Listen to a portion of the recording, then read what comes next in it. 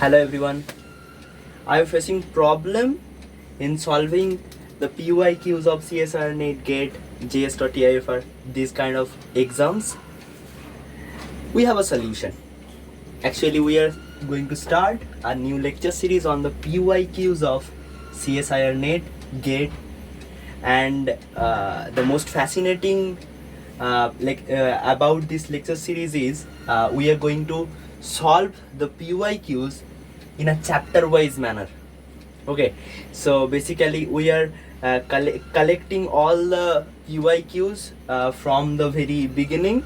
Let's say for CSIR NET we are starting from 2011, and for GATE we are starting from 2000. Okay, so from there till now, the questions that those are given for a certain chapter, we are collecting those things, those questions, and starting to solve as a chapter wise manner. So I think this will more helpful to all of you who of you are basically facing problem while solving the PYQs of this kind of a critical exams. So today I will start with the nuclear physics, basically nuclear and particle physics, as a CSIR NET PYQ of the first chapter, which is our basic properties of nuclei. So this is the introduction, and let's start as our lecture number 1. So this is our first question, where it is given that the radius of a copper nucleus is measured to be 4.8 into 10 to the power minus 13 centimeter. Okay, and we have to estimate the radius of the magnesium nucleus. Okay, so let us try the first question firstly. So number A, as we know that the radius varies as R0 into a to the power 1/3. A is our atomic number, or atomic mass we say. So R is equals to R0 a to the power 1/3. We can estimate the R0 from the first given condition, and we can put this in case of magnesium there, or we can directly use the ratio formula. Okay, how? So we can write as a basic mathematics from as you know from the basic mathematics of class 7 or 8 standard, we know that if two variables like R is proportional to a to the power 1/3, we can write it like R of, let's say, Cu over R of, let's say, magnesium, and that will end up getting us A of Cu over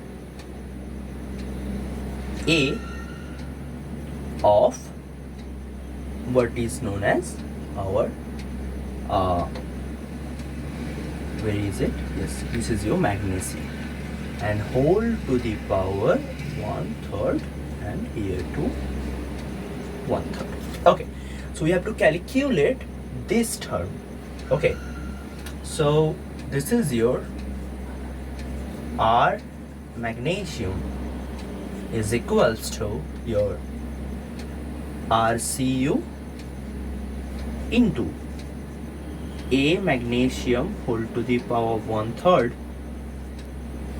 over ACu whole to the power 1/3, which we, if calculate, we end up getting RCu is your this much, that is your 4.8 into 10 to the power minus 13.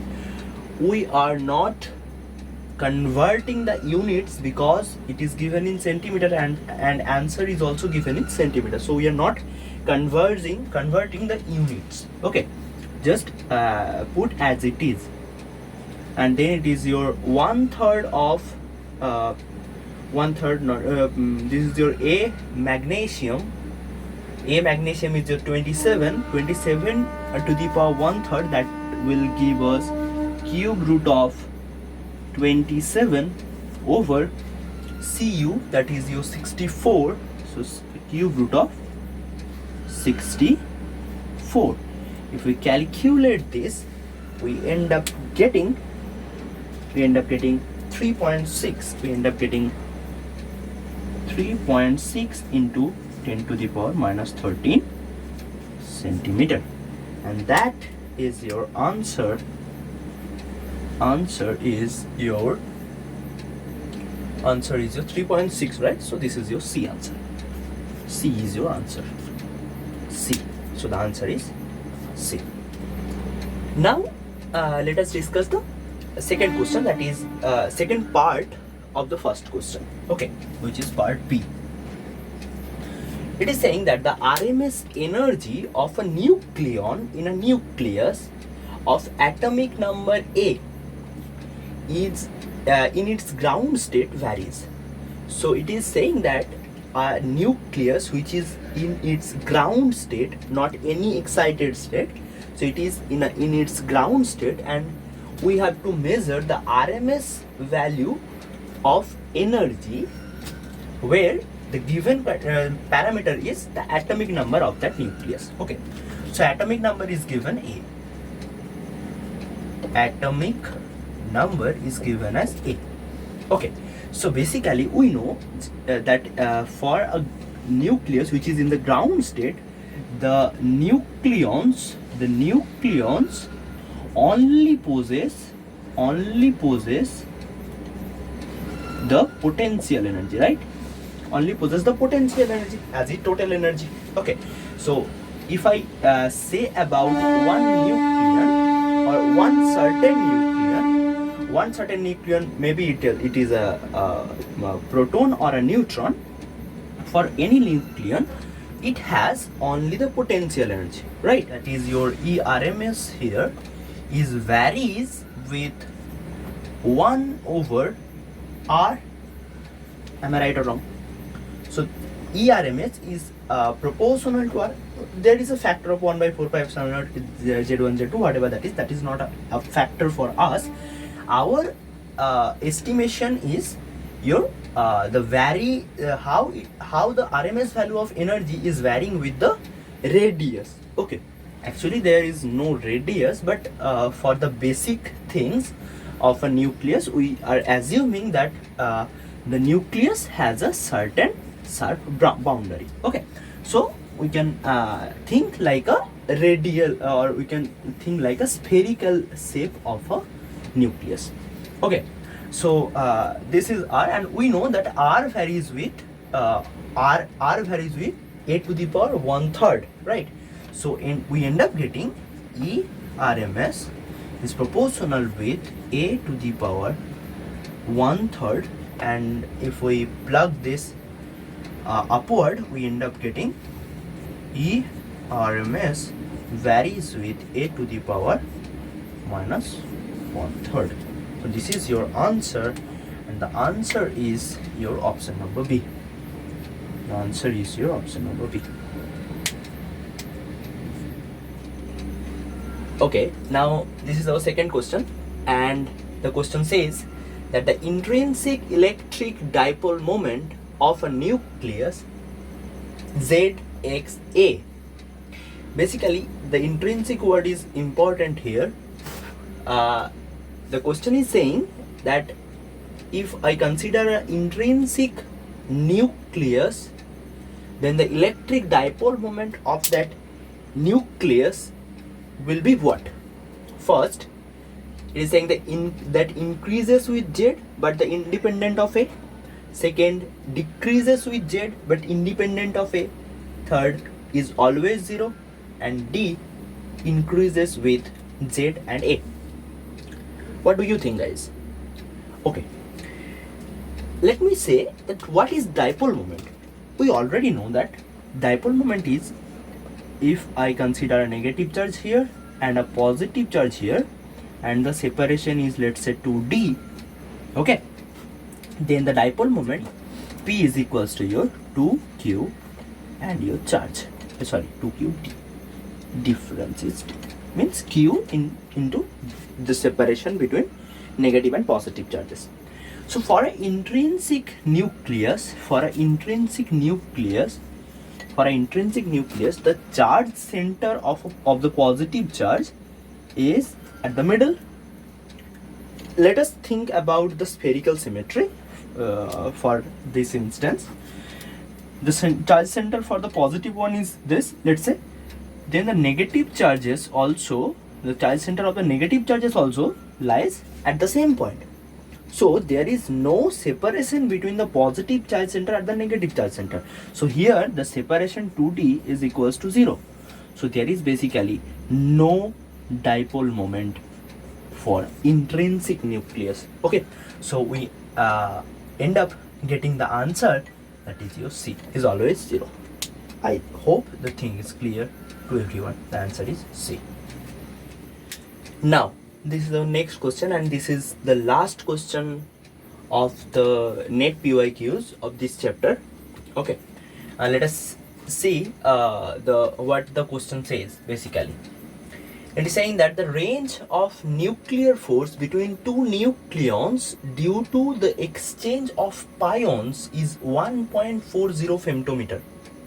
If the mass of the pion is given 140, that is 140 mega electron volt per c square, and the mass of rho meson is given 770 mega electron volt per c square, then the range of the force due to the exchange of rho meson is what?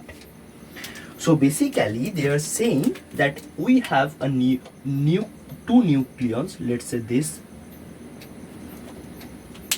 and your this. We have two nucleons, let's say. Okay, we have two nucleons, and for the first case they are transferring pi mesons. Okay, and the second case they are transferring your rho mesons. Okay, fine. And for the first case it is given that there may be a transition of pi meson if the separation is your 1.40 femtometer. Now they are asking if these two nucleons exchanges rho meson, then what should be the separation for that case. Okay, let's say this is your X. Yes. Okay, so for these kind of problems we have to start with the uncertainty principle. Okay, what uncertainty principle says? That your one of the uncertainty principle, there are few more uncertainty relations for position, momentum, and your energy and time. Okay, so we are using here the energy and time relation, that is your delta E into delta T, that will be your H cut. Okay, so can I write this implies that delta E into delta T, that is for the pi meson, is equals to your delta E into delta T of your rho meson. I hope this is clear to everyone, because this is the uncertainty relation. It should held for it should be held for pi meson as well as the rho meson, right? So if I calculate delta T for pi meson and delta E for pi meson and delta E for rho meson. Okay, so let us calculate first delta E for pi meson. Okay, sorry. So the mass of pi meson is given as 140 mega electron volt per c square. As we know from the mass energy, the great Einstein's mass energy equivalence, our Einstein said, so mc square, delta mc square. So this basically gives us the energy of the pi meson, and this is your c square get cancelled out, and we end up lefting with 140 mega electron volt. Okay, and similarly for delta E for rho meson will give us 770, I think here yes, this is your 770 mega electron volt. Now for if I calculate delta T for pi meson, that will end up getting here. See, these pi mesons, or we can say the rho mesons, these are very small particles. Okay, these are very small particles, so we can assume that their motion should be held in your in a certain velocity, which is tends to the velocity of light. Okay, so we can assume that V is tends to your C. Okay, so for that relation we can calculate your delta T. That will be your that S is equals to Vt. So T will be your S upon V, that is your length upon the velocity. Length is your 1.40 femto. I am lifting this femtometer because we have options given in femtometer. Okay, so that's why I am not converting this into meter. Okay, so upon your C, just left it over here. And if I calculate for this, that this is your delta T for pi meson, and this is your delta T for rho meson, and that is your X, let's say femtometer, upon C. I think that whole calculation is clear to everyone. This is very easy, I think. So delta E for pi meson is your 140. So this is your 140 into delta T for pi meson is your 1.40 upon C. This is equals to delta E for rho meson, that is your 770, that is your 770 into this is your X upon C. If I calculate, C and C gets cancelled out and other lefts, and if I calculate X from here, it will give us 0.25 femtometer. So this is your answer. I think this is a tricky question, but I think now it is clear to everyone. Answer is your C. So that's all for today. See you in the next lecture. Bye bye.